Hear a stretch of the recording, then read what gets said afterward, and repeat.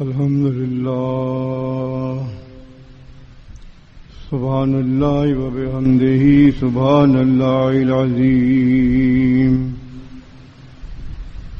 سبحان ذي الجبروت والملكوت والكبرياء والعظمة إن الحمد لله نحمده ونستعينه ونستغفره ونعوذ بالله من شرور أنفسنا ومن سيئات أعمالنا من يهده الله فلا مضل له ومن يضلل فلا هادي له وأشهد أن لا إله إلا الله وحده لا شريك له وأشهد أن محمدا عبده ورسوله أما بعد فإن خير الحديث كتاب الله وخير الهدي هدي محمد صلى الله عليه وسلم وشر الأمور محدثاتها وكل محدثة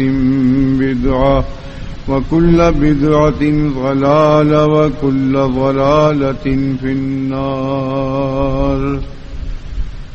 أعوذ بالله السميع العليم من الشيطان الرجيم من همزه ونفخه ونفسه.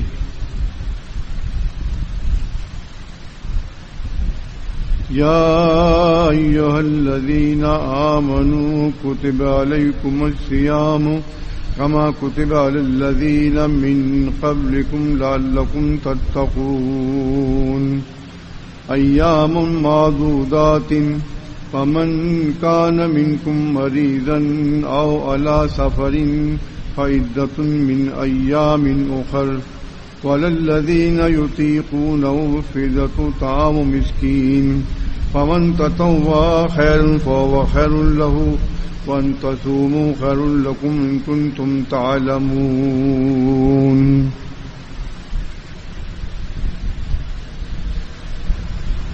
قرآن مجید کی آپ کی جانی پہچانی آیت جو آپ ہر سال سنتے ہیں کہ آیت جو ہے اس بات کا تقاضا کرتی ہے، اس بات کو باور کراتی ہے آپ کو کہ روزے تم پہ فرض کیے جا رہے ہیں. روزوں کو فرض کرنا کوئی نیا اور نیارا نہیں ہے، تم سے پہلے لوگوں پر بھی روزے فرض کیے گئے تھے.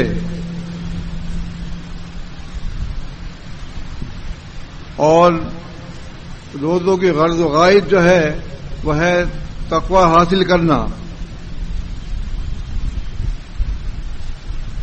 تقوی پرہیزگاری نہایت ضروری چیز ہے، اس کے بغیر جنت مل نہیں سکتی، ہدایت مل نہیں سکتی. ہدایت اور جنت جو ہے وہ تقوی سے تعلق رکھتی ہے.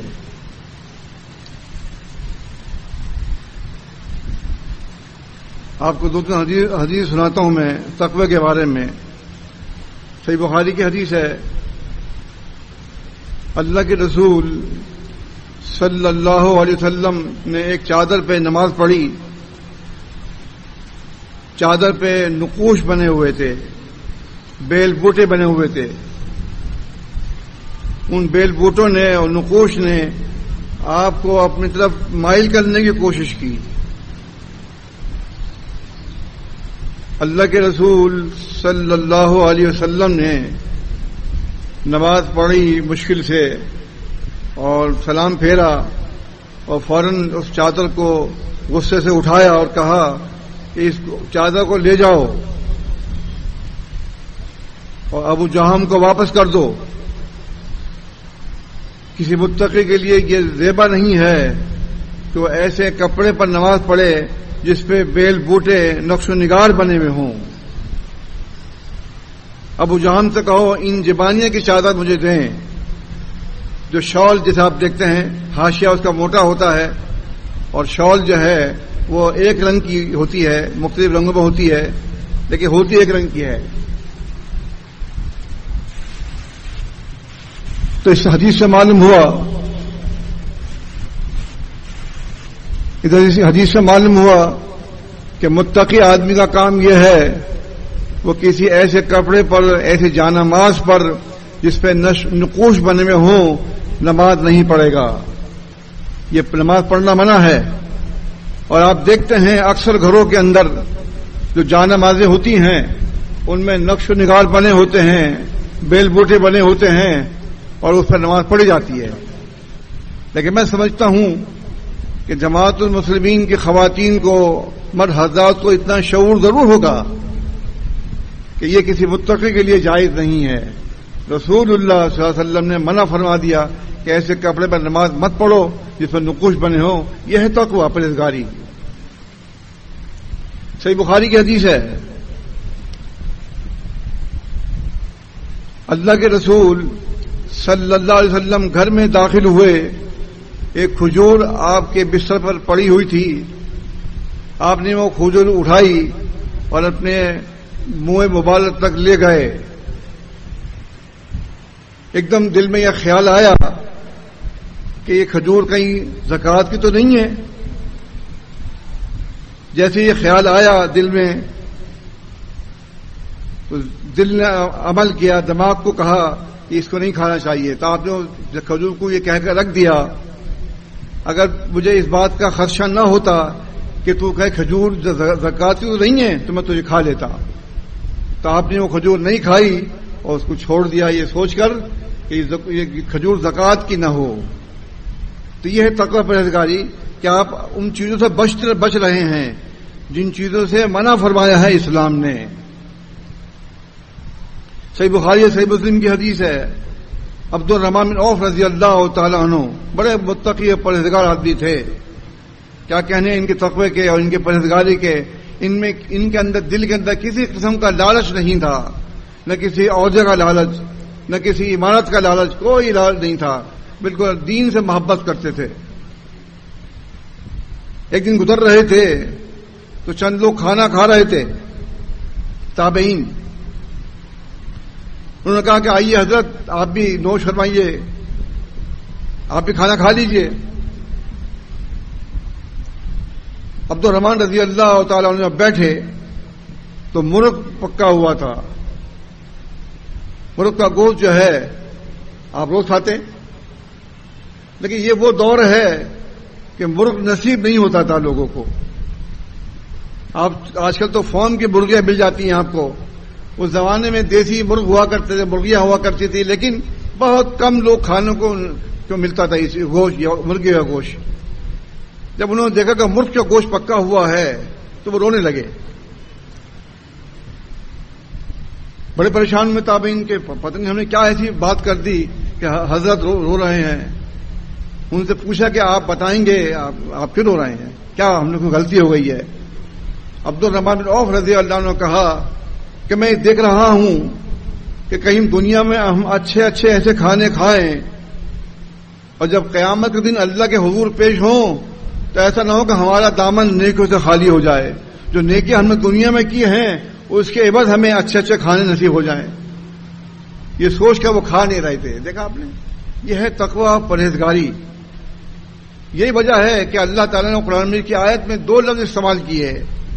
ایک تو لفظ سیام جو جمع صوم کی ہے, اور ایک لفظ ہے تتقون. آواز ابھی بھی صحیح نہیں ہے آپ کی.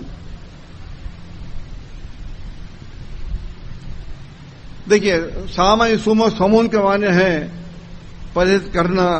آپ کے سامنے کھانا رکھا ہوتا ہے, آپ کھانے کی چیزیں خرید کر لاتے ہیں, پانیوں کو بوتلوں میں بھرتے ہیں, افطاری کے لیے سامان تیار کرتے ہیں, لیکن آپ کوئی چیز بھی کھانے سے پرہیز کرتے ہیں. یہ جب پرہیز کرنا ہے یہی تقویٰ ہے, یہی چیز ہے. جب آپ بچ رہے ہیں یعنی چند اوقات میں آپ حلال چیزوں سے بچ رہے ہیں, تو جو آدمی حلال چیزوں سے بچتا ہے, آپ کو پتا حلال ہے, آپ کو کھانے کی کوئی پابندی نہیں ہے, لیکن روزہ روکتا ہے ان چیزوں سے. جب آپ روزے کو یہ سوچ کر رکھتے ہیں کہ اللہ تعالیٰ کے لیے میں روزہ رکھ رہا ہوں, اور اللہ تعالیٰ نے روزے کے اندر یہ تمام چیزیں منع فرمائی ہیں, کھانے کی بھی پینے کی بھی, اگرچہ سب چیز جائز ہیں لیکن ایک وقت مقرر تک کے لیے وہ ناجائز ہیں. یہ آپ کا بچنا جو ہے یہ صوم ہے. اسی کو کہا ہے اللہ تعالی نے لعلکم تتقون، تاکہ تم متقی اور پرہیزگار بن جاؤ۔ حدیث آپ کی جانی پہچانی ہے، صحیح بخاری کی حدیث ہے، کیونکہ اللہ نے فرمایا کہ تم سے پہلے لوگوں پہ بھی روزے فرض تھے۔ یہ مت سمجھنا کہ تم پہ فرض ہو رہے ہیں، بلکہ تم سے پہلے لوگوں پہ تم سے زیادہ سخت روزے تھے۔ غور کریں آپ، حدیث پیش کرتا ہوں آپ کو میں، حضرت قیس بن سلمہ انصاری رضی اللہ عنہ کی۔ اس زمانے کے اندر روزہ رکھا جاتا تھا، اگر روزے کے وقت آپ سو گئے، اگر روزہ نہیں کھولا آپ نے اور آپ سو گئے تو آپ کا روزہ جو ہے دوبارہ شروع ہو گیا۔ آپ جانتے ہیں کہ عرب کی گرمی، وہ ریتیلی علاقہ جہاں پیاس کی شدت ہم سے کہیں زیادہ ہوتی ہے۔ حضرت قیس رضی اللہ تعالیٰ عنہ اپنے گھر میں آتے ہیں، سارا دن کام کر کے گھر میں آتے ہیں، گھر میں اپنی بیوی سے کہتے ہیں کہ کچھ کھانے کو ہے افطار کے لیے مجھے دو، تو افطار کے لیے گھر میں کچھ نہیں تھا۔ آج دیکھیے آپ اس کا موازنہ کریں آپ اپنے گھروں سے، الحمدللہ اللہ تعالی کی ہر نعمت اللہ نے آپ کو دی ہوئی ہے جو آپ افطار میں استعمال کرتے ہیں۔ پانی کا تو کوئی متبادل نہیں ہے جو آپ کو فری کاسٹ میں ملتا ہے، لیکن اس کے علاوہ بہت سی چیزیں ایسی ہیں جس کو آپ استعمال کرتے ہیں افطار میں۔ لیکن یہ صحابی ایسے ہیں کہ سارا دن کام کرنے کے باوجود بھی ان کے پاس اتنے پیسے نہیں ہیں کہ گھر کے اندر افطاری کا سامان ہوتا۔ ان کی زوجہ جو ہیں وہ کہتی ہیں کہ میں جاتی ہوں آپ بیٹھیے، وہ کہیں سے مانگنے کے لیے جاتی ہیں کہ کوئی سامان مل جائے۔ وہ جب جاتی ہیں، ظاہر ہے حضرت قیس رضی اللہ عنہ تھکے ہارے تھے، سارا دن انہوں نے کام کیا تھا، ان کی آنکھ لگ گئی، وہ سو گئے۔ سونے کے بعد آپ جانتے ہی ہیں کہ پھر روزہ دوبارہ شروع ہو گیا ان کا۔ ان کی زوجہ واپس آئیں، انہوں نے کہا کہ تم پہ افسوس، میں تو کھانا لائی تھی آپ کے لیے مگر آپ سو گئے۔ یہ اس زمانے کا روزے تھے۔ کیا آپ ایسے روزے ہیں؟ آپ ایسے روزے رکھ سکتے ہیں؟ استطاعت نہیں ہے ایسی روزوں کی، لیکن اللہ تعالی نے بڑا رحم و کرم فرمایا۔ یہ واقعہ تو پیش آیا مگر اس واقعے نے قیا پلٹ دی، روزہ دوبارہ شروع ہو گیا،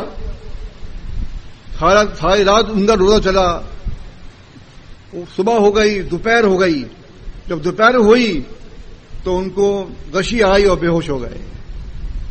ظاہر کہاں تک برداشت کرتے، ویسے ہی وہ بیچارے بھوکے تھے، روزے سے تھے۔ اللہ کے رسول صلی اللہ علیہ وسلم کو خبر پہنچائی صحابہ کرام رضی اللہ عنہم نے کہ اللہ کے رسول صلی اللہ علیہ وسلم قیس جو ہیں اس طرح بے ہوش ہو گئے ہیں، آپ کچھ کیجئے ان کے لیے۔ تو اس موقع پہ اللہ تعالیٰ نے آیت نازل فرمائی، کلوا واشربوا حتی یتبین لکم الخیط الابیض خیط الاسود من الاسود، کہ کھاؤ اور پیو یہاں تک کہ سفید دھاگا کالے دھاگے سے ممتاز ہو جائے، واضح ہو جائے۔ عربی کی آیت عربی میں ہے اور عربی بولنے والے دھوکہ کھا رہے ہیں، مگر یہ آیت جب اتری احل لکم لیلۃ الصیام الرفث الی نسائکم، یہ آیت اتری ساتھ میں اس کے، کیونکہ اس زمانے میں یہ تو روزہ شروع ہوتا تھا لیکن عورتوں کے پاس جانا بھی حرام تھا۔ کتنی سختی تھی آپ دیکھیے، اب کتنی آسانی ہو گئی آپ دیکھیے، اور آسانی کر دی اللہ تعالیٰ نے کہ کھاؤ پیو یہاں تک کہ سفید دھاگا کالے دھاگے سے ممتاز ہو جائے، اور فرمایا تمہارے لیے روزوں کی راتیں حلال کر دی گئی ہیں اور تم اپنی بیوی کے پاس جا سکتے ہو، اور باشرہن ان کے پاس اٹھ بیٹھ سکتے ہو، وابتغوا ما کتب اللہ لکم، اور جو اللہ نے تمہارے نصیب میں اولاد لکھی ہے وہ اس کی کوشش کر سکتے ہو۔ تو کہتے ہیں کہ پھر صحابہ کرام کی خوشی کی انتہا نہ تھی، وہ اتنے خوش ہوئے فوراً شدیداً بے انتہا خوش ہو گئے ایک تو روزے میں کمی ہو گئی، اوپر سے اب بیویوں کے پاس جانا حلال ہو گیا، مگر ابھی تک وہ سمجھے نہیں کہ کالا دھاگا، سفید دھاگا کالے دھاگے سے کیسے ممتاز ہوگا، اور جب تک کھاتے رہنا ہوگا۔ تو یہ ضروری نہیں ہے کہ جو زبان بولتے ہیں وہی زیادہ سمجھتے ہیں، ایسا ضروری نہیں ہے۔ یہاں آپ آیت قرآن مجید کی موجود ہے، لیکن وہ دھوکہ کھانے صحابہ کرام رضی اللہ عنہم۔ عدی بن حاتم رضی اللہ تعالی عنہ کہتے ہیں کہ میں نے ایک دھاگا سفید لیا، ایک دھاگا کالا لیا، ایک کو ادھر رکھا، ایک سرانے ایک ادھر رکھا، اور میں سو گیا۔ میں اٹھ کے دیکھتا سفید دھاگے کو کالا ہوا نہیں ہوا، اور کالے دھاگے کو دیکھتا کہ سفید ہوا ہی نہیں ہوا ہے۔ اس طرح دیکھتے دیکھتے صبح ہو گئی، دھاگے اپنی جگہ پر سفید کے سفید، کالے کے کالے۔ دیکھا آپ نے، سمجھ نہیں سکے وہ آیت کا مطلب کیا ہے۔ لہذا اللہ کے رسول صلی اللہ علیہ وسلم کو جا کے صبح انہوں نے بتایا کہ اللہ کے نبی صلی اللہ علیہ وسلم اور قرآن میں کیا آیت اتاری اللہ تعالیٰ نے، تو میں نے ایسا کیا ہے، دھاگے دو لے کر رکھ دیے۔ تو آپ نے تبسم فرمایا، آپ نے فرمایا کہ تمہارا تکیہ بڑا عریض وسیع ہے کہ جس میں زمین و آسمان سما جاتے۔ بھائی اس سے مراد جو ہے صبح کی سفیدی اور رات کی سیاہی ہے۔ صبح اتموا صیام الی اللیل ہے نا، روزے کھاؤ پیو یہاں تک کہ سفید دھاگا کالے دھاگے سے ممتاز ہو جائے۔ پھر اتارا اللہ نے من الفجر، جب لفظ من الفجر اترا تو معلوم ہوا کہ اس سے مراد جو ہے صبح کی سفیدی اور رات کی سیاہی ہے، انہیں سمجھ نہیں سکے۔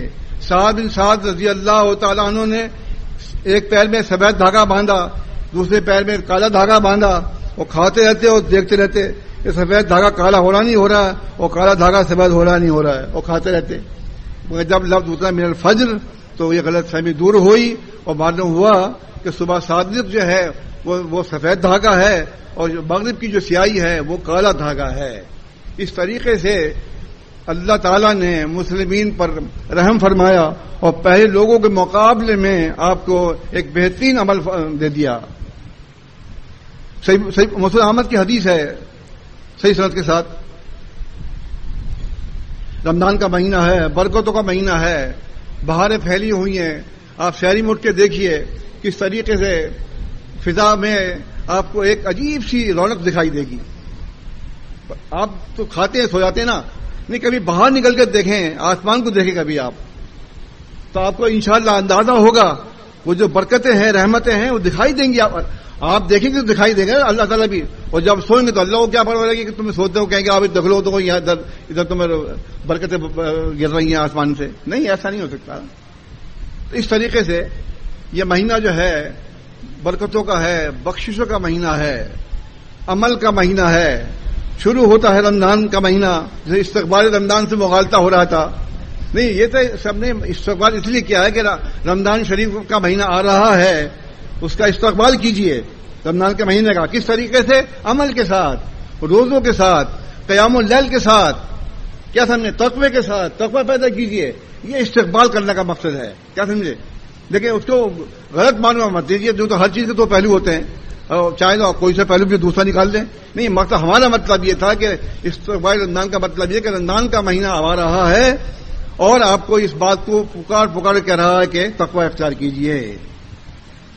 مسلم احمد کی حدیث ہے، اللہ کے رسول صلی اللہ علیہ وسلم نے ایک روایت میں ہے کہ آپ نے ممبر منگوایا، ایک میں ہے کہ آپ نے ممبر پہ چڑھے، پہلی سیڑھی پہ آپ نے قدم رکھا تو آمین کہا، دوسری سیڑھی پہ چڑھے تو آمین کہا، تیسری سیڑھی پہ چڑھے تو آمین کہا، ثم نزل، پھر آپ اتر آئے۔ صحابہ کرام رضی اللہ عنہم جب کبھی ایسے کوئی نیا واقعہ پیش آتا تو وہ ضرور پوچھا کرتے تھے۔ انہوں نے پوچھا کہ اللہ کے رسول صلی اللہ علیہ وسلم آج آپ نے ایسا کام کیا جو پہلے نہیں کیا، ہمیں سمجھائیے کیا ہوا، کیا مطلب ہے۔ آپ نے جو 3 دفعہ آمین کہا ہے اور پھر اتر آئے، آپ ممبر پر چڑھتے ہیں اس لیے تقریر وغیرہ ہوتی ہے، خطبہ دیا جاتا ہے۔ آپ نے فرمایا کہ ہاں میں تمہیں بتاتا ہوں، جبریل علیہ الصلوۃ والسلام آئے تھے، جب میں نے پہلی سیڑھی پہ ممبر کی قدم رکھا تو انہوں نے کہا جس نے اپنے والدین کو پایا بوڑھے حالت میں یا ان دونوں میں کسی ایک کو پایا اور ان کی خدمت کر کے اس نے جنت حاصل نہیں کی تو وہ آدمی نامراد ہے۔ تو میں نے کہا آمین۔ جب میں دوسری سیڑھی پہ چڑھا تو میں نے آمین کہا تھا، تو جبریل علیہ السلام نے فرمایا کہ جسے رمضان کا مہینہ پایا اور اپنی بخشش نہیں کرائی تو آدمی نامراد ہے. تو میں نے کہا آمین. تو آپ سمجھ گئے نا آپ کہ رمضان کا مہینہ جو ہے وہ بخششوں کا مہینہ ہے، بخششوں کا مہینہ. مسلم احمد کی دوسری حدیث ہے، اللہ کے رسول صلی اللہ علیہ وسلم فرماتے ہیں، یہاں فرمایا کتب علیکم الصیام، اللہ نے روزے تم پہ فرض کر دیے ہیں. حدیث میں بھی یہ موجود ہے، آپ فرماتے ہیں کہ اللہ نے تم پہ روزے فرض کر دیے ہیں. وَسَنَنْتُ لِلْمُسْلِمِينَ قیام اللیل، اور میں نے مسلمین کے لیے قیام اللیل کو سنت بنا دیا ہے. یہ وہ قیام اللیل ہے جس کے بارے میں نے بتایا تھا آپ کو کہ آپ نے ایک دن نماز پڑھائی، چٹائی لگا کے نماز پڑھائی. آپ نے قرأت کی آواز سنی تو صحابہ کرام نے پیچھے صفیں لگا لی. پھر دن میں چرچا ہوا کہ آج کو نئی نماز شروع کی نبی صلی اللہ علیہ وسلم نے. پھر دوسرے دن، پھر تیسرے دن، پھر چوتھے دن، اور چوتھے دن تو مسجد اپنی نمازیوں سے کھچاکھچ بھر گئی. لیکن اللہ کے رسول صلی اللہ علیہ وسلم باہر تشریف نہیں لائے. آپ نے نماز نہیں پڑھائی، قیام اللیل تراویح کی نماز نہیں پڑھائی. تراویح ہے جب ہے ترویتن کی، ترویتن کہتے ہیں جو ہر 4 کے بعد آپ آرام کرتے ہیں نا اسے کہتے ہیں ترویہ، اس کی جمع ہے تراویح. لہذا اللہ کے رسول صلی اللہ علیہ وسلم ساری رات باہر نہیں آئے اور صحابہ کرام رضی اللہ تعالی عنہم ساری رات باہر بیٹھے رہے. ان کے پاس عذر تھا کہ شاید آپ کو نماز نہیں پڑھانی ہوگی تو نہیں آئے نکل کر، کیونکہ کھانستے رہے، اللہ اکبر کہتے رہے. لیکن کوئی مطلب اپنی یہاں موجودگی ظاہر کرنے کے لیے نبی صلی اللہ علیہ وسلم کو بتاتے رہے، لیکن آپ باہر تشریف نہیں لائے تو چل جاتے. صحابہ کرام ساری رات وہاں بیٹھے رہے. دیکھا آپ نے شوق کا عالم، دیکھا آپ نے. یہ ہے عبادت دل کی، جو دل سے عبادت ہوتی ہے وہ آدمی بھاگتا نہیں ہے اس سے، اس کا منتظر رہا کہ کیوں نہیں پڑھا رہے نماز، کیا وجہ ہے، ہم جائیں گے نہیں، ہم بیٹھے ہوئے ہیں یہاں پر. آخر صبح ہو گئی. اللہ کے رسول صلی اللہ علیہ وسلم فجر کی نماز پڑھانے کے لیے باہر تشریف لائے. آپ نے فجر کی نماز پڑھائی، پھر آپ نے اپنا چہرہ مبارک صحابہ کی طرف کیا اور آپ نے فرمایا کہ تمہارا یہاں ہونا مجھ پر پوشیدہ نہیں تھا، مجھ پر مخفی نہیں تھا، لیکن میں نے اس لیے تمہیں آ کے نماز نہیں پڑھائی ان تفرض علیکم، کہ تم پر نماز فرض نہ ہو جائے. اور جب نماز تم پر فرض ہو جائے گی اور تم نہیں پڑھو گے تو معاملہ پہنچ جائے گا، کفر تک پہنچ سکتا ہے. اس لیے میں نے تمہیں نماز نہیں پڑھائی ہے. لیکن آپ صحابہ کا شوق دیکھیے نا، وہ چلے جاتے نہیں گئے نا. تو آپ کو دیکھیے، ہم اپنے آپ کو دیکھیں، صحابہ کو دیکھیں، صحابہ کرام کے ساتھ جو لگاتے ہیں رضی اللہ، یہ ایسے نہیں ہیں. اللہ نے ایسے نہیں لگا دیا بھائی. یہ ان کی جو عبادت گزاری ہے، اللہ تعالیٰ کے لیے فرما برداری ہے، نبی علیہ السلام کے سنتوں کی پیروی کرنا جو ہے، یہ تمام چیزیں ان کو اس بات پر یہاں لے کر آئی ہیں کہ وہ اللہ ان سے راضی ہے، وہ اللہ سے راضی ہو گئے ہیں. تو فرمایا اللہ کے نبی صلی اللہ علیہ وسلم نے کہ میں نے سنت تراویح قیام اللیل کو سنت بنا دیا ہے. کان رسول اللہ صلی اللہ علیہ وسلم یرغب علی قیام اللیل، اللہ کے رسول صلی اللہ علیہ وسلم قیام اللیل کی ترغیب دلایا کرتے تھے چھوڑنے کے باوجود بھی. اور آپ دیکھیں گے کہ دوسری حدیث میں ہے، احمد کی حسن سند سے ابن نصر میں مرفوعاً ہے موصولاً، کہ آپ کی زندگی میں بھی لوگ ٹولیوں میں نماز پڑھا کرتے تھے، قیام اللیل کیا کرتے تھے. ایک دن آپ نے پوچھا تو بتایا کہ یا رسول اللہ ان کے پاس جتنا قرآن وہ یاد پڑھ لیتے ہیں. اب اسب تم یا حسن تم، مطلب آپ نے تعریف کری. تو یہ میرا مطلب ہے کہ یہ گھر میں بیٹھنے کا دن نہیں ہے، یہ عبادت کے دن ہیں. جس طرح آپ اپنے کاموں کے لیے محنت کرتے ہیں اور صبح اٹھتے ہیں فکر کے ساتھ کہ اگر ہم کام پر نہیں گئے تو پیٹ کیسے بھریں گے. یہاں بھی سوچئے نا، یہاں دونوں سیزن ہوتے ہیں، دنیا میں سیزن بھی ہے، دینی سیزن بھی ہے. تو کم سے کم 1 مہینہ دینی سیزن ہی اختیار کر لیں آپ، تو کیا کہنے. تو فرمایا اللہ کے رسول صلی اللہ علیہ وسلم نے کہ جو آدمی پورے مہینے کے روزے رکھ لے فرض، اور وہ آدمی جو پورے مہینے قیام اللیل کر لے، تو وہ اس طرح پاک اور صاف ہو جاتا گناہوں سے جیسے کہ وہ آج ہی اس کے ماں نے اس کو جنم دیا ہے. دیکھا آپ نے؟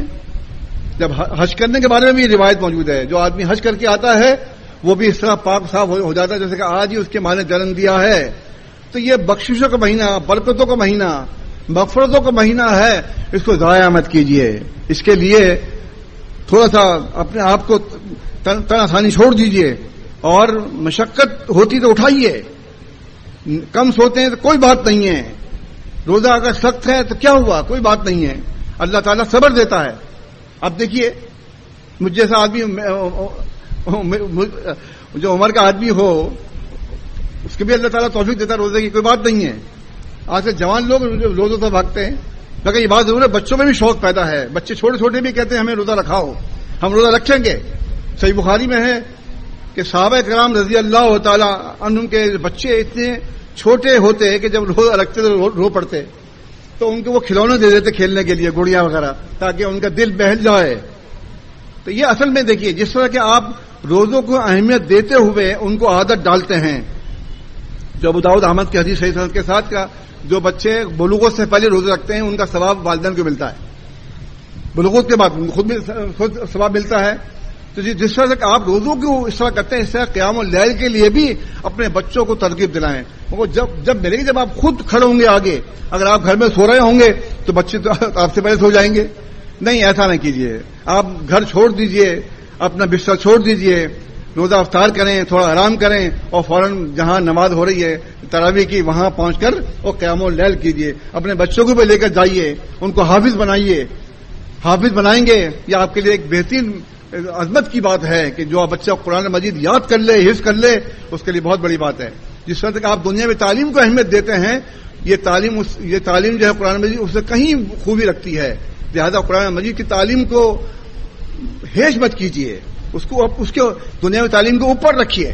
تو انشاءاللہ دیکھیے آپ کے لیے کوئی وجہ نہیں ہے کہ اللہ تعالیٰ ہماری بخشش نہ کرے, ہمیں جنت نہ دے. کیا وجہ ہے جنت نہ ملے ہمیں؟ لیکن وہی پھر بات یاد آتی دھارمک حدیث صحیح سند کے ساتھ, کم من صائمین, کتنے ہی روزدار ایسے ہیں ان کو بھوک کے سوا کچھ نہیں ملتا. کم من قائمین, کتنے ہی قیام اللیل کرنے والے ایسے ہیں کہ جاگنے کے سوا کچھ نہیں ملتا. کیا مطلب ہے؟ مطلب روزہ رکھ لیا آپ نے یا روزہ رکھ لیا ہم نے, اور روزے میں ہم پھر غلط کاری بھی کرتے ہیں, جھوٹ بھی بولتے ہیں, وعدہ خلافی بھی کر رہے ہیں, مطلب کوئی تبدیلی نہیں آئی. روزہ چاہتا ہے کہ ہم میں تبدیلی آئے, روزہ چاہتا ہے کہ ہم میں تقوی پیدا ہو. جو 11 مہینے گزرے ہیں, یہ مہینہ اب جو ہے 12واں مہینہ جو ہے رمضان مہینہ, اس کے اندر ہم اتنی پرہیزگاری حاصل کر لیں کہ 11 مہینے جو گزر گئے, آئندہ جو آئیں گے تو اس کا کوئی نہ کچھ اس کی جھلک دکھائی دے اس کے اندر. سچ بولنا تو بالکل آپ جانتے ہی ہیں کہ مسلم کا شیوا ہے. سچ بولنا, وعدہ خلافی نہ کرنا, حلال کھانا, صحیح راستہ بتانا, یہ ساری باتیں ایک مسلم میں ہوتی ہیں. لیکن پرہیزگاری کے لیے روزہ مزید اور رکھوایا گیا ہے تاکہ آپ کے اندر, ہم سب کے اندر ایک, جب ہم حلال چیزوں کو چھوڑ دیتے ہیں تو جو چیزیں حرام کی اللہ تعالیٰ نے وہ بدرجہ اولا ہم چھوڑنے پہ رضامند ہو جائیں گے. تو لہٰذا یہی وجہ ہے کہ اللہ تعالیٰ نے قیام اللیل کو سنت اور روزوں کو فرض کیا ہے. ان کو خوشی کے ساتھ رکھیے, خوشی کے ساتھ ادا کیجیے. قیام اللیل کے لیے آپ کو کوئی پرواہ نہیں ہے. پتہ آپ دیکھیے قیام اللیل بھی آپ کے ہاں ہم خاص کر ہم ہلکا رکھواتے ہیں, پورا سپارہ نہیں پڑھواتے. کیوں کہ ہم جو تھوڑا تھوڑا سپارہ بچے گا وہ ہم طاق راتوں میں پورا کر لیتے ہیں. 2 سپارے بھی بچ جائیں, 3 سپارے بھی اگر زیادہ ہو جائیں تو 2 سپارے اس کو پڑھنے ہی ہوتے ہیں طاق راتوں میں, آپ جانتے ہی ہیں. تو پھر آرام سے آپ کا قرآن مجید ختم ہو گیا. اور آپ جانتے ہیں ہمارے یہاں بہت سے لوگ ایسے ہیں جو قرآن مجید کو پڑھنا نہیں جانتے ہیں صحیح طور پہ, ان کو پڑھنے کا موقع نہیں ملا, عمر گزر گئی, جماعت میں آ گئے, اب عمر ایسی ہو گئی کہ پڑھا نہیں جاتا ہے, تو کم سے کم سن لیا کریں. صحیح بخاری کی حدیث ہے, ابن عباس رضی اللہ عنہ روایت کرتے ہیں, کان نبی صلی اللہ علیہ وسلم جو ہے اجود الناس بالخیر, اللہ کے نبی صلی اللہ علیہ وسلم تمام لوگوں سے زیادہ بھلائی میں بہت تیز تھے. اور جب ہینا یلقاء جبریل, جب جبریل علیہ السلام ملاقات کرتے, کانا جبریل یلقاء کل لیلۃ من رمضان, اور حضرت جبریل علیہ السلام رمضان کے ہر رات میں ملاقات کرتے اللہ کے نبی صلی اللہ علیہ وسلم سے. یہ ایسا مبارک مہینہ ہے. حضرت جبریل علیہ السلام آسمان سے آ رہے ہیں, اللہ کے نبی صلی اللہ علیہ وسلم سے ملاقات کر رہے ہیں, اور نبی صلی اللہ علیہ وسلم ان کے سامنے قرآن مجید پیش کر رہے ہیں. وہ سن رہے ہیں, وہ پڑھ رہے ہیں. کیا دور ہوگا, کیا نقشہ دیکھیں آپ اس کا. آپ قرآن مجید کی آیات ہو اور آپ کے زبان مبارک سے وہ پڑھی جا رہی ہوں, اور یہاں بھی اگر حافظ پڑھ رہا ہے, آپ کے کانوں میں قرآن مجید کی آواز آ رہی ہے, الفاظ پڑھ رہے ہیں, آپ کے دل نرم ہو جائے گا, آپ کی ہر چیز رونق پر نور ہو جائے گی. قرآن مجید کی خوبی یہ ہے کہ اس کو آپ سنیں توجہ سے. یہ نہیں کہ آپ نے قیام کھڑے سو رہے ہیں, ایسے کر لیا ایسے کر لیا, کبھی بیٹھ گیا کبھی لیٹ گیا کبھی. بھائی آپ جب نیت کریں گے سچے دل سے تو اللہ آپ کی مدد کرے گا. آپ کو روزہ رکھنے کی بھی توفیق ملے گی اور قیام اللیل کرنے کی بھی توفیق اللہ ہی سے ملے گی, بشرطے کہ آپ نے ہمت کیا کہ نہیں بس میں پڑھوں گا ختم, تو انشاءاللہ. اور یہ رعایت بھی ہے کہ آپ نہیں پڑھے کھڑے ہو کر نہیں پڑھ سکتے ہیں تو بیٹھ کے پڑھ لیجئے. صحیح بخاری میں ہے کہ اللہ کے رسول صلی اللہ علیہ وسلم بیٹھ کے پڑھتے جب آپ بھاری ہو گئے تھے, اور جب آپ کی 40-50 آیتیں رہ جاتی تو کھڑے ہو جاتے, کھڑے ہو کے پھر قیام کر لیتے تھے. تو اس طرح آپ بھی کر سکتے ہیں. یہ وہی قیام اللیل ہے, وہی تراویح کی نماز ہے جس کا میں ذکر کر رہا ہوں آپ کے سامنے. تو اس طریقے سے اللہ کے نبی صلی اللہ علیہ وسلم نے یہ تمام چیزیں رمضان کے سلسلے میں بتایا ہے. سحری کے بارے میں بتایا ہے, سحری کھائیے, سحری کا آخری وقت بہترین ہے, اور کیا نام ہے اول وقت جو ہے افطار کا بہترین ہے. یہ روایتیں ہیں طبرانی کبیر وغیرہ میں, اور وہ ایک روایت ہے مرض زمان کے اندر جو ابن حبان کی کتاب ہے, وہ کہتے ہیں فرماتے ہیں اللہ کے رسول صلی اللہ علیہ وسلم کہ آپ نے فرمایا کہ پہلے جو انبیاء گزرے ہیں, انبیاء کی جماعت, ان کو یہ حکم دیا گیا تھا کہ سحری میں تاخیر کریں اور افطار میں جلدی. یہ بہترین عمل ہے. اور جیسے کہ آپ نے پہلے حدیث سنی ہوگی صحیح مسلم کے حوالے سے کہ 2 صحابی تھے, حضرت عبداللہ بن مسعود اور ابو موسیٰ اشعری رضی اللہ عنہ. ان میں ایک نماز کو کیا نام ہے افطار میں جلدی کرتے تھے اور سحری میں تاخیر کرتے تھے. ایک سحری میں جلدی کرتے تھے, افطار میں دیر کرتے تھے. تو عائشہ صدیقہ رضی اللہ عنہا سے جب معلوم کیا گیا تو انہوں نے بتایا کہ جو صحابی سحری دیر سے کرتے ہیں اور افطاری جلدی کرتے ہیں وہ بالکل سنت کے مطابق ہے اللہ کے نبی صلی اللہ علیہ وسلم کے, اور جو سحری جلدی کرتے ہیں اور افطاری دیر میں کرتے ہیں وہ سنت یہ طریقہ نہیں ہے. پھر بتایا گیا تو پھر بتایا کہ ابن مسعود رضی اللہ عنہ جو ہیں وہ سحری تاخیر سے کرتے ہیں اور افطار جلدی کرتے ہیں. ابو موسیٰ جو ہیں وہ سحری جلدی کرتے ہیں, افطار دیر میں کرتے ہیں. تو اس طریقے سے آپ کو معلوم ہو گیا کہ آپ آج کل جو سحری کا وقت چل رہا ہے تو وہ یہی ہے کہ جب ان کی اذانیں ختم ہو جائیں تو آپ اپنی اذان دلوا دیں, ٹھیک ہے نا. تو اذان کے بعد جو ہے جیسے صحیح بخاری کی حدیث ہے, صحابی کہتے ہیں رضی اللہ عنہ کہ میں سحری کرتا اور مجھے جلدی ہوتی کہ میں اللہ کے نبی صلی اللہ علیہ وسلم جا کے نماز میں شامل ہو جاؤں. مطلب اتنا وقت نہیں ہوتا تھا کہ آپ بہت زیادہ دیر کریں. اس سے بھی صحیح بخاری کی حدیث سے بھی بات نکل آتی ہے کہ سحری آخری وقت میں ہی کی جاتی ہے. ابن ابی شیبہ کی روایت ہے صحیح سند سے کہ اللہ کے نبی صلی اللہ علیہ وسلم جب سحری کرنے لگے تو بلال رضی اللہ عنہ اذان دینے کے لیے چلے. تو آپ نے فرمایا اے بلال یار سحری تو کرنے دو, ٹھہر جاؤ. تو ان کو بٹھا دیا آپ نے, پھر آپ نے سحری کی, پھر اذان دلوائی. تو یہ ملتی روایتوں سے کہ دیر سے سحری کرنا جو ہے وہ بہتر ہے. ابو داؤد کی صحیح حدیث ہے, یہ بھی فرمایا کہ اگر اذان ہو گئی ہے اور پیالہ آپ کے ہاتھ میں ہے, یہ نہیں آپ دسترخوان پورا بچھا لیں, پیالہ آپ کے ہاتھ میں ہے, چائے پی رہے تھے, پانی پی رہے تھے, سوئیاں کھا رہے تھے, پھینی کھا رہے تھے, کھجلا کھا رہے تھے, تو وہ آپ شروع کیا تو آپ کھا لیں. اذان ہوتے ہوئے کھا سکتے ہیں آپ, اذان ختم ہونے سے پہلے پہلے آپ پیالہ صاف کر جائیں. تو یہ بھی ایک رخصت دی ہے اسلام نے, اللہ کے نبی صلی اللہ علیہ وسلم نے. تو معلوم ہو رہا ہے کہ اسلام جو ہے, اسلام اندر روزہ جو ہے وہ بہترین عمل کا قائل ہے.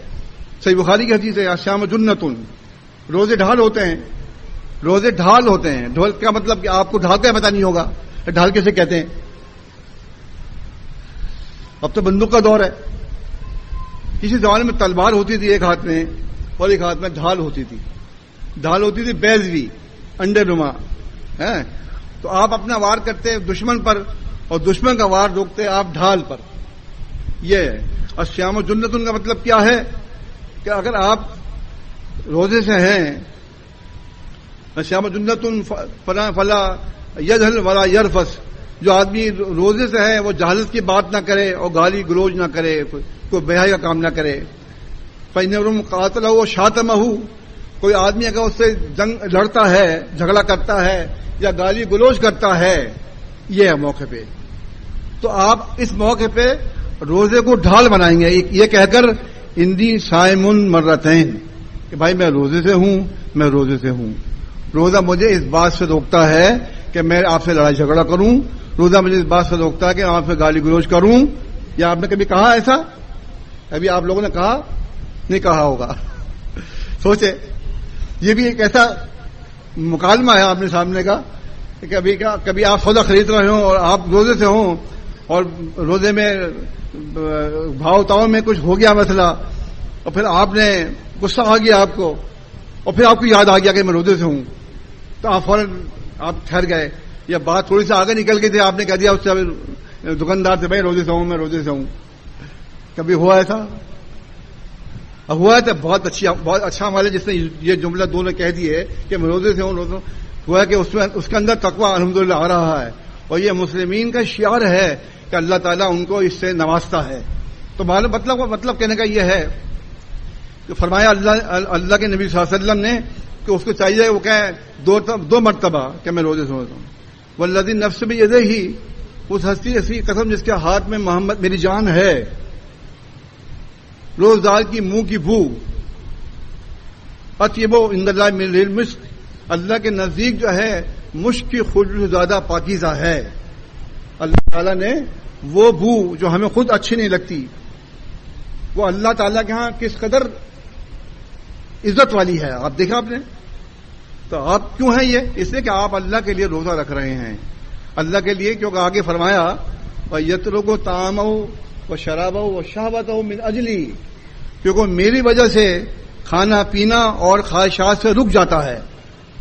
الصیام لی وَأَنَا أَجْزِي بِهِ، روزے میرے لیے ہیں اور میں ہی ان کا بدلہ دوں گا. تو بدلے کا جو ثواب ہے وہ اللہ تعالیٰ نے نہیں بتایا ہمیں کہ وہ ہمیں کتنا ثواب دے گا. جب قیامت کا دن ہوگا تو اس وقت آپ کو جو اجر دے گا اللہ تعالیٰ روزے کا، اس وقت آپ کو اتنی خوشی ہوگی کہ وہ اسی وقت خوشی ہوگی جب ہی معلوم ہوگا کہ اللہ نے روزے کا بدلہ کیا دیا ہے. ابھی تو ہم روزے رکھ رہے ہیں اس لیے کہ تقویٰ پیدا ہو، پرہیزگاری پیدا ہو اور ہم اللہ تعالیٰ کے ہاں سرخرو ہو جائیں، ہمیں جنت مل جائے، ہماری بخشش ہو جائے، یہ ساری باتیں جو ہیں ہمیں حاصل ہو جائیں جس کے لیے ہم روزہ رکھتے ہیں. تو معلوم یہ ہوا اللہ کے نبی صلی اللہ علیہ وسلم نے فرما دیا. پھر آگے فرمایا والحسنۃ بعشر امثالھا، اور ہر نیکی جو ہے وہ 10 گنا ہو جاتی ہے. جو آپ نیکی کو کام کرتے ہیں تو 10 گنا ہو جاتی ہے. وہ جیسے احمد کی صحیح حدیث ہے، اللہ کے نبی صلی اللہ علیہ وسلم فرمایا صحابہ اکرام رضی اللہ عنہم سے کہ تم لوگ جو ہے صبح کو 100 نیکیاں نہیں کماتے، 1000 نیکیاں نہیں کماتے. تو انہوں نے کہا رسول اللہ 1000 نیکیاں کیسے کمائیں گے؟ 1000 نیکیاں. تو آپ نے فرمایا جو آدمی 100 مرتبہ استغفر اللہ پڑھ لے، 100 مرتبہ استغفر اللہ پڑھ لے تو گویا اس کی 100 نیکیاں ہو گئیں اور 100 کا 10 گنا ہوگا 1000 نیکیاں. بہترین عمل ہے. آپ آرام سے استغفر اللہ پڑھ لیں 100 دفعہ اور 1000 نیکیوں کا اپنے فوراً اپنے جمع کر لیا اپنے کھاتے کے اندر. اور صحیح مسلم کی روایت ہے کہ انسان کے جسم میں 360 جوڑ ہوتے ہیں. کتنے؟ 360 جوڑ ہوتے ہیں اور ہر مسلم کو ہر جوڑ پر ایک نیکی ادا کرنی ہوتی ہے. تو 360 نیکیاں آپ کو حلال میں کرنی ہے تاکہ جو صحیح مسلم کی روایت ہے. یا پھر 2 رکعت نماز پڑھ لیں آپ صبح کو، جب سورج صاف ہو جائے تو 2 رکعت نماز پڑھنے سے بھی 360 نیکیوں کا ازالہ ہو جائے گا. اور اگر آپ نے استغفر اللہ پڑھ لیا 100 مرتبہ تو 1000 نیکیاں مل گئی آپ کی. تو 360 اس میں سے کم کر دیں پھر بھی آپ کے کھاتے میں نیکیاں جمع ہو گئی ہیں. پھر فرمایا اللہ کے نبی صلی اللہ علیہ وسلم نے افشوا السلام بینکم، اپنے درمیان میں سلام کو پھیلا دو. صحیح مسلم کی روایت ہے تحاببتم بینکم، تمہارے آپس میں محبت قائم ہو جائے گی. پھر کیا ہے؟ اگر آپ سلام کرتے ہیں السلام علیکم 10 نیکیاں، رحمت اللہ 20 وبرکاتہ 30 نیکیاں ہو گئیں.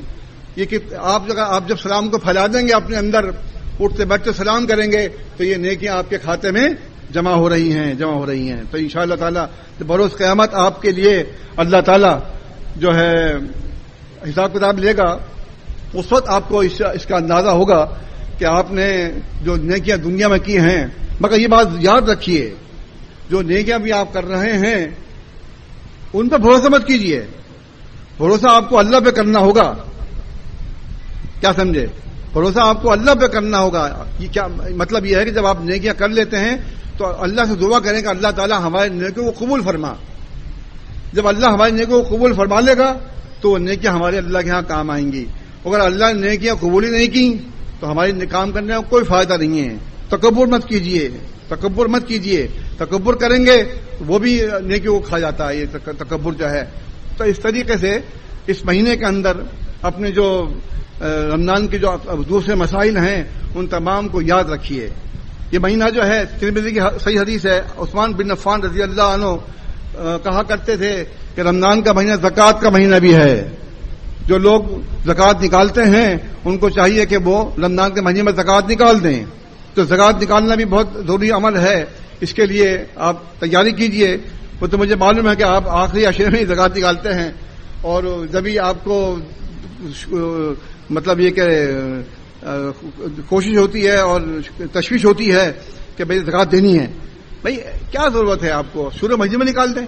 نماز رمضان شروع ہوا زکوٰۃ نکال کے فارغ ہو جائیے. آپ سر پہ دباؤ نہیں ہوگا, آپ کے کسی قسم کا ٹینشن نہیں ہوگا آپ کو.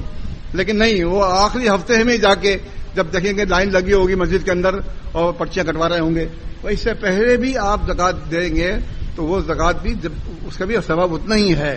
ہاں, یہ تو اس سلسلے میں لہذا زکوٰۃ کی تیاری کیجیے. قیام اللیل کی تیاری, اب آپ جیسے میں نے بتایا آپ کو, اب آخری عشاء آ رہا ہے, اس میں پھر آپ کے لیے 5 راتیں جاگنے کے لیے آ رہی ہیں. لیلۃ القدر کی 5 راتیں جو ہیں وہ جاگنے کے لیے آ رہی ہیں, اس کی تیاری کرنی ہے. پھر آپ کو اعتکاف بھی کرنا ہوگا. اسی آیت کے اندر ہے, کیا نام ہے, وَلَا تُبَاشِرُهُنَّ وَأَنْتُمْ عَاكِفُونَ فِي الْمَسَاجِدِ, اور تم عورتوں کے پاس مباشرت مت کرو جب تم نے اعتکاف کیا ہو. اعتکاف جو ہے یہ بھی بہترین عمل ہے, لیکن افسوس اس بات کا ہے کہ ہمارے ہاں اعتکاف کو وہ درجہ نہیں مل پا رہا جو اس کا حق ہے. اعتکاف کے معنی ہیں آپ کو اپنے معتکف میں بند ہونا, قید ہونا. ایسا میں نہیں دیکھتا. بھئی آپ نے جو اپنا معتکف بنایا ہے نا, خیمہ, اس کے اندر رہیے. آپ وہاں پہ آپ قرآن پڑھیے, وظائف پڑھیے, نماز پڑھ لیجئے. یہ نہیں کہ آپ جو ہے نا پردہ ہٹایا بات کریے, اور کیا حال ہے, خیریت سے, کہاں ہے, کہاں ہے, کیا تو یہ باتیں شروع ہو گئی ہیں, کاروباری باتیں ہو رہی ہیں. بعض لوگ موبائل فون لے کے بیٹھ جاتے ہیں. نہیں, موبائل فون کی پابندی ہے. کوئی بھی موبائل فون گھر سے لے کے نہیں آئے. جو لائے گا اعتکاف کرنا ہے تو اسے لے لیا جائے گا وہ. ہاں, یہ بات یاد رکھیں آپ. موبائل گھر سے لے کے بتائیے. آپ جب موبائل نہیں ہوگا, یہ بھی فتنہ ہے. موبائل بھی فتنہ ہے بھائی. اس کا صحیح استعمال بہت کم لوگ کرتے ہیں. اس کا استعمال ناجائز بہت زیادہ ہو رہا ہے. اب سمجھے آپ, ریڈیو ہے ایک اچھی چیز نکالی سائنس نے. اب تم ریڈیو پہ وہ کام شروع کر دو جو ناجائز ہے, تو وہی کام زیادہ ہوتا ہے. شیطان وہیں پر لے کے جاتا ہے ان کو صحیح کام کے لیے, تو وہ کہتا ہی نہیں کہ تم صحیح کام کر لو یہاں پر. یہ بھی بھائی یہ کام بھی صحیح بھی ہے, اس کو بھی دیکھ لو. تو اس طریقے سے آپ سب چیز سے ہوشیار کر رہا ہوں آپ کو میں, کہ جب اعتکاف کرنے کی نیت کر لیں آپ, تو موبائل فون گھر چھوڑ کے آئیں. یہ کہا کہ بھائی تجھے میں ابھی طلاق دے رہا ہوں 1 ہفتے کے لیے, 10 دن بعد تجھ سے پھر بات کروں آ کے میں. تو انشاءاللہ آپ دیکھیں آپ کے ذہن صاف ہو جائے گا. کیونکہ موبائل فون رکھیں گے, کبھی آپ نے کھول بھی لیا, کوئی بھی فون آ گیا ایسا کاروباری, آپ ٹینشن میں پڑ گئے, آپ کو دل ہی نہیں لگا عبادت میں, پھر کیا کریں گے آپ؟ مزہ نہیں آئے گا. نہیں, کوئی بات نہیں ہے. اللہ وہ آپ کو نقصان بھی بھر دے گا. اگر آپ جیسے میں بتا رہا ہوں اعتکاف ایسے کیجئے نا, تو پھر آپ دیکھیں انشاءاللہ تعالیٰ آپ کے گھاٹے واٹے سب ختم اللہ کر سکتا ہے. اس کے وہ ہر چیز پہ قادر ہے, بشرطے کہ آپ اس کو خوش کرنے کے لیے اعتکاف کریں, تو تب بات بنے گی نا. تو اس طریقے آپ بہرحال جو کچھ ہے میں بتا رہا ہوں اس کا دھیان رکھیں. اپنے اعتکاف کا خیال رکھیے, اعتکاف کیجئے. الحمدللہ بہت بہترین عمل ہے. بعض لوگ ہمارے ایسے مسلمین بھی ہیں جو ہر سال اعتکاف کرتے ہیں الحمدللہ. ان کو بھی یہ گوشت گزار کر رہا ہوں, خاص کر اورنگی ٹاؤن کے مسلمین کے لیے. اورنگی ٹاؤن کے جو مسلمین ہیں وہ کان کھول کے سنیں. ان کا اعتکاف تو بس ایسے ہی ہوتا ہے رسمن. کتنا ہے وہ مجھے دکھائی دے رہے ان کے ناظم ہیں, بھائی آپ لوگوں کے لیے زیادہ مجھے تشویش ہے، جب کبھی بھی میں اورنگی جاتا ہوں تو وہ مجھے دکھائی نہیں دیتا، وہ جو اعتکاف کا جو سما ہوتا ہے، آپ اعتکاف کے اندر بند ہیں، باہر نکل کے آئیں، بلکہ ہم نے بلایا یا ہم نے جا کے خود آپ سے ملاقات کر لی، ایسا نہیں ہے. پہلے ہی سے پردے اٹھے ہوتے ہیں، پہلے ہی سے سب کام چل رہا ہوتا ہے. تو عبداللہ صاحب ہنس رہے ہیں کیونکہ ان کو پتا ہے سب کام ایسا ہوتا ہے. تو ایسا مت کیجیے، اور بہتر ہے کہ آپ مرکز میں آ کے اعتکاف کیجیے. مرکز آپ کا بڑا ہے. کوثر نیازی میں بے شک آسانیاں ہیں، وہاں لوگوں کو مرکز کھانے مت کھلائیے، سبزیاں ترکاریاں کھلائیے، ہلکا کھانا کھلائیے، ہلکے پیٹ سے رہیں گے، پیٹ خراب نہیں ہوگا اور مشکل بھی نہیں ہوگی، عبادت میں دل بھی لگے گا. جب آپ کو مرکن کھانے کھلاتے ہیں، مسالے والے کھانے کھلاتے ہیں، پیٹ بگڑ جاتا ہے اور سر میں درد ہے، چکنائی کھا لی ہے، وہ بہت کچھ ہوتا ہے. تو اس کے لیے جو منتظمین ہیں ان کو میرا حکم ہے کہ سبزیوں میں گوشت ڈال کر کھلائیے اعتکاف والوں کو، اور بہتر تو ہے پتلے شوربے کا سالن کھلائیے تاکہ یہ عبادت کے ساتھ ساتھ اپنی صحت بھی اچھی لے کر جائیں گھر پہ. ایسا نہ ہو کہ بیچ میں اعتکاف توڑنا پڑ جائیں. ایسی خواتین بھی ہوتی ہیں بعض کہ جو بے تحاشا کھا لیتی ہیں اور بعد میں ان کا اعتکاف وہیں ختم ہو جاتا ہے، اور پھر وہ دوبارہ کیسے رکھیں گی ان کو پوچھتی نہ ان کو کوئی بتاتا ہے. تو یہ چند باتیں آپ سے گوشت گزار کر دی میں نے. ماشاءاللہ الحمدللہ اللہ کا بڑا احسان ہے کہ اللہ نے ہمیں ہدایت دی ہے، اس کا بہت شکر ہے کہ اس نے ہم سب کو یکجاں کیا ہوا ہے. اللہ کا بڑا احسان ہے کہ اللہ کا جماعت پہ ہاتھ ہے، اللہ کا ہاتھ ہی جماعت کو لے کے چل رہا ہے. ہمیں کسی میں کوئی خوبی نہیں ہے بھائی، سیدھی سی بات یہ ہے. میں تو بالکل ایک آپ سمجھ لیں کہ معمولی سا آدمی ہوں، رجل من المسلمین، مسلمین میں سے ایک آدمی ہوں میں بھی آپ کی طرح. اللہ تعالیٰ جسے چاہتا کام لے لیتا ہے، وہ کام مجھ سے لے رہا ہے، آپ کام کر رہے ہیں. ہم سب کو جماعت کے لیے کام کرنا چاہیے، جماعت کی بھلائی کے لیے کام کرنا چاہیے. انشاءاللہ تو اللہ تعالیٰ ہمارے کام نمٹا دے گا انشاءاللہ. تو آپ دیکھیں گے کہ آپ کو پتہ نہیں چلے گا، آپ کے کام جو ہیں ختم ہو جائیں گے، آپ مشکل سے باہر آ جائیں گے انشاءاللہ تعالیٰ. یہ ایسا مہینہ ہے، لیکن آپ بھی اپنی ذہن کو لگا کے رکھیں کہ ہمیں یہ کام کرنا ہے انشاءاللہ تعالیٰ. اقول و قول استغفر اللہ.